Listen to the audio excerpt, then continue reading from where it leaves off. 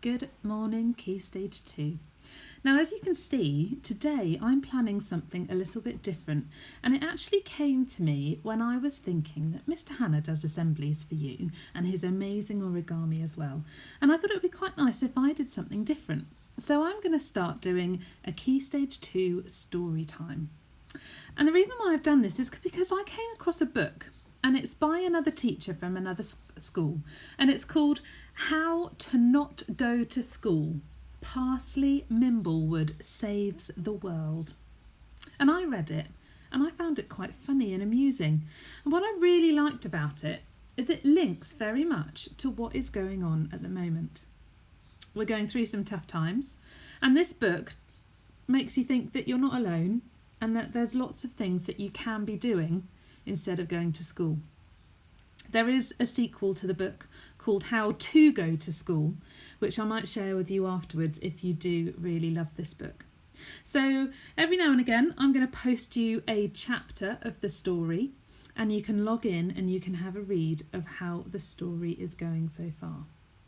So here we go with chapter 1. How to Not Go to School, Sunday the 29th of March 2020. I'm very good at not going to school. I've done it every single day of my life. First, I wake up, get dressed, and I feed my animals. Alfred the Great, our very fat cat, Parsley, my imaginary guinea pig, Molly Wobble and Maximilian Ironbelly II, my 2 real guinea pigs, Einstein and Meatball, the dogs, Stickosaurus, the stick insect, Diane, Pam and Anne, the nanny goats. Next, I feed me. I brush my teeth, and then I don't go to school. For some of you, it might be a little more tricky. You've been going to school so long that it's seeped into your bones. You have times tables tattooed on your brain, and your belly rumbles whenever the lunch bell rings. You'll have to remember to not put on your school uniform and not pick up your packed lunch.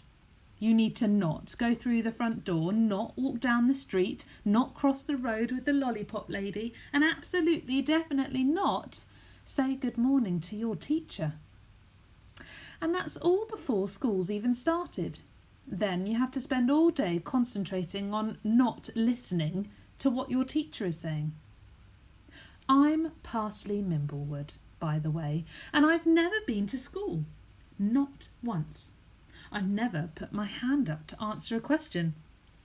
I've never run a race on sports day, and I've never eaten school dinner. Instead, I learned things at home with my mum and my little brother, Bo. Things like how to milk a grumpy nanny goat and how to extract the healing properties of crystals. We live in a little ramshackle cottage at the end of a windy, narrow lane in the middle of the moors just beyond Wensleydale. It's so far from anywhere that whenever a car drives past, we all come running out to say hello. It's so far that it would take hours to get to school and back, and anyway, my mum says they don't teach you the important stuff at school, like understanding the truth about crystals. She really likes crystals. Anyway, now nobody is going to school. So today, on Sunday, the 29th of March 2020, I have decided to write a book for all of you. A book to explain exactly how to not go to school. Chapter 2. How to care for your grown-ups. Monday the 30th of March 2020. This morning I was woken up by a dripping sound. Our roof has a lot of holes in it because our cottage is really old and tumble down. And when it rains, we have to gather up all the buckets and bowls and bottles to put underneath the drips. I don't mind the drip, drip, dripping because it makes our house sound like a deep, dank cave. But when we're all stuck inside together, everyone starts to go a bit crazy. By the time I got up, Bo had already knocked over 3 bottles and spilt a bowl of Cheerios across the floor. I had to hop between the shrinking islands of dry, crunchy cereal to avoid my slippers getting covered in soggy Cheerio mush. Bo was being a very good boy because he was already cleaning up his mess by picking up and eating the dry Cheerios from the floor. I poured myself a bowl, but before I could get the spoon to my mouth, Mum had rushed in shouting things like, "Don't let your brother eat food off the floor! Where's my phone charger?" And, "Ah! Now I've got mush on my slippers!" I tried to explain that she should hop between the dry islands of cereal, but she wasn't having any of it. By then, her phone was plugged in and one eye was glazed over her screen, whilst the other eye was glaring at me, even though it was Bo's mess. After a few moments, she tore herself away from her screen and sighed, "I think we've got a serious case of cabin fever." Cabin fever is what happens when we all feel cooped up from being trapped together in our little house for too long. And as soon as someone says cabin fever, we all start singing "I Got Cabin Fever" from the Muppets' Treasure Island. We've had cabin fever so often that I've learnt all the words and can do all the voices. Unfortunately, Bo hasn't learnt all the words. He only knows the "I got cabin fever" line, and in fact he thinks it's "I got gabba geeba." Mum and I cleared up the cereal, but Bo was still singing Gabba Geeba again and again, and Mum had gone back to her phone, so I thought I'd go and feed the animals before the cabin fever got any worse. Whilst I was feeding the animals, I made an incredible discovery. Looking after animals is just like looking after grown-ups with cabin fever. Grown-ups are like dogs. Just like the dogs, grown-ups must be taken for regular walks, otherwise they start pacing up and down the house and muttering to themselves. Grown-ups are like cats. Our cat, Alfred the Great, is on a special draconian diet from the vet because he eats too much. And when Mum's stuck inside, I need to stop her from snacking too, or else she'll have eaten all the snacks and there won't be any left for me. Grown-ups are like guinea pigs. Guinea pigs don't do very much. Even imaginary guinea pigs are a little bit boring, but they do give very good cuddles. I found that a short cuddle is a surefire cure for grown-ups who have caught a bad case of cabin fever. Grown-ups are like stick insects. It's very easy looking after a stick insect, but sometimes I worry that Stegosaurus might be a little lonely without any other stick insects. There's at least 2 of everything else. Even I've got Bo, and although he can be very annoying sometimes, but Mum doesn't have any grown-ups in our house.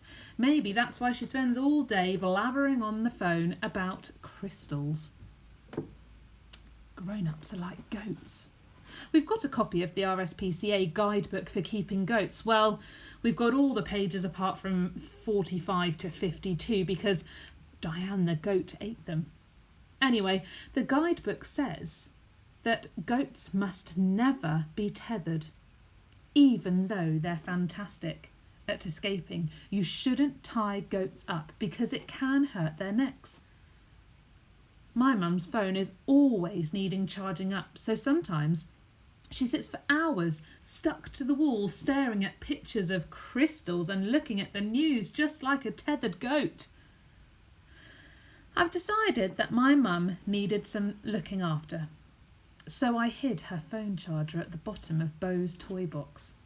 This ticked off most of her needs because she was exercising by rushing around the house. She wasn't tethered to her phone, and she got a huge hug from Bo when he said sorry for putting her phone charger in his toy box.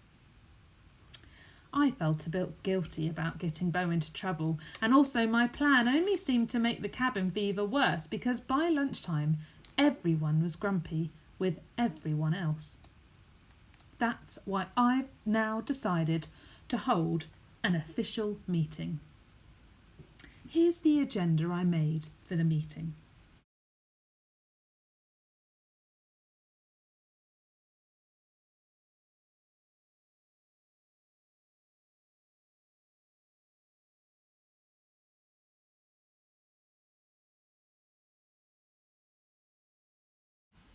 So there we have it, our first 2 chapters of our new story.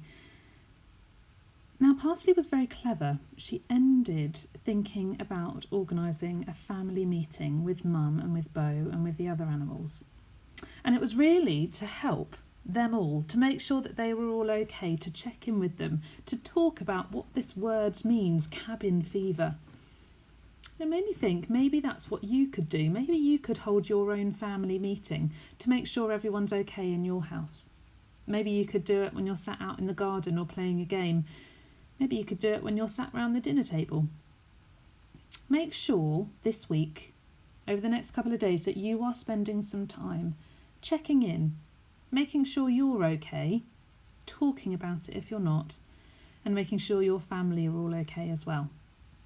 Remember, we're all here to help. It has been a long, long time now that we have all been stuck in our houses. So look after yourself. And hopefully I'll see you soon for the next chapter, chapter 3. And I'll give you a little insight. It's called Chapter 3, What About Friends?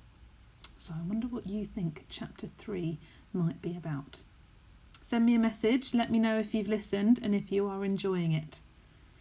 See you soon.